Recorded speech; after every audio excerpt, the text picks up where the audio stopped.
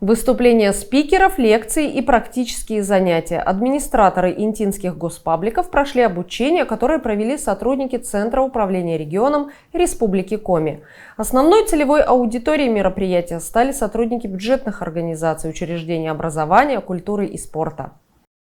Госпаблики – это официальные страницы и сообщества государственных органов, органов местного самоуправления, а также подведомственных организаций в самых популярных социальных сетях – ВКонтакте, Одноклассники и Телеграм.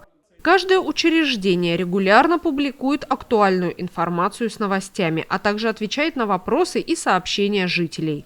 Какой контент готовить, как его готовить, какие форматы использовать, чтобы быть максимально интересными для нашей с вами целевой аудитории. Ну и для того, чтобы, знаете, каждый из нас, выполняя свою работу, ну вот в частности по информационному направлению и по наполнению госпабликов, делает на самом деле суммарно очень важную работу, которая заключается в общей позитивизации повестки вообще в Республике Коми.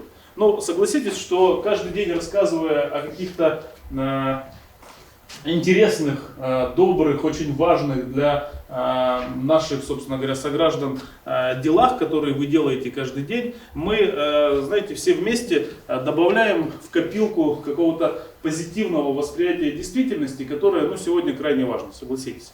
И эту задачу мы выполняем через инфраструктуру госпабликов, которая на сегодняшний день в Республике Коми насчитывает 1600 площадок в социальных сетях.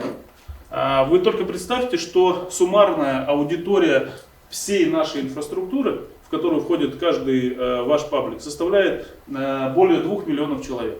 То есть это та аудитория, на которую мы рассказываем о каких-то своих достижениях, о достижениях, может быть, своих воспитанников, если мы говорим о детских садах, либо учреждений дополнительного образования, спорта, о достижениях в различных сферах, которые должны быть постоянно представлены, о которых нужно говорить.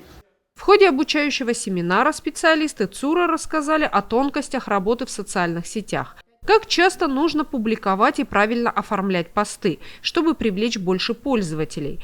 Лучшим администраторам интинских групп были вручены благодарности за вклад и успехи в развитие госпабликов.